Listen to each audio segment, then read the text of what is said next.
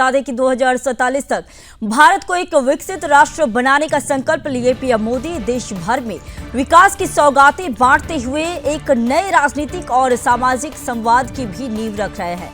इसी क्रम में गुरुवार का दिन मिशन बंगाल टू बिहार के नाम रहा। एक और पश्चिम बंगाल के अलीपुरद्वार में जन सैलाब के सामने मोदी की हुंकार सुनाई थी, तो वहीं दूसरी ओर बिहार में विकास के नए संकल्प के साथ रणनीतिक राजनीतिक संदेश भी दिया गया। अलीपुरद्वार की ऐतिहासिक रैली में पीएम मोदी ने न केवल ममता बनर्जी सरकार की कार्यप्रणाली पर सीधा हमला बोला, बल्कि वर्षों से दबे जनाक्रोश को भी मंच से स्वर दिया। पीएम मोदी का कहना था कि यह वही ममता सरकार है जिसने भर्ती घोटालों में बंगाल के लाखों युवाओं के भविष्य से खिलवाड़ किया। जब जनता सवाल करती है तो ये सरकार गुंडों से जवाब दिलवाती है।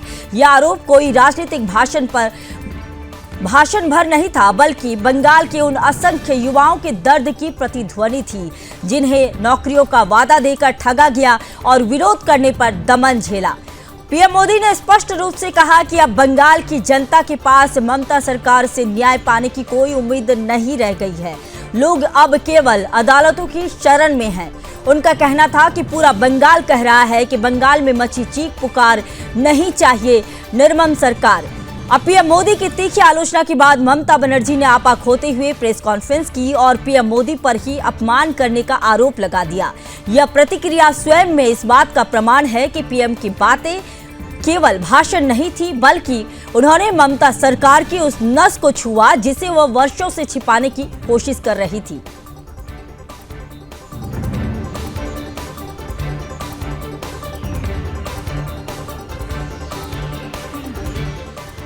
तो देखिए, पीएम मोदी पश्चिम बंगाल पहुंचकर पीएम मोदी ने वर्तमान सरकार पर जमकर हमला बोला, जिसके बाद टीएमसी की तरफ से भी मुख्यमंत्री ममता बनर्जी ने प्रेस कॉन्फ्रेंस की और कहा कि अपमान किया गया है। देखिए, पीएम मोदी ने मुर्शिदाबाद की घटनाएं और मालदा की घटनाएं भी याद दिलाई। किस तरह से हिंदुओं को चुन चुन कर जो मारा गया था, इसको लेकर भी पीएम मोदी ने तंज कसा, जिसके बाद टीएमसी ने भी प्रेस कॉन्फ्रेंस कर अपमान की बात कही।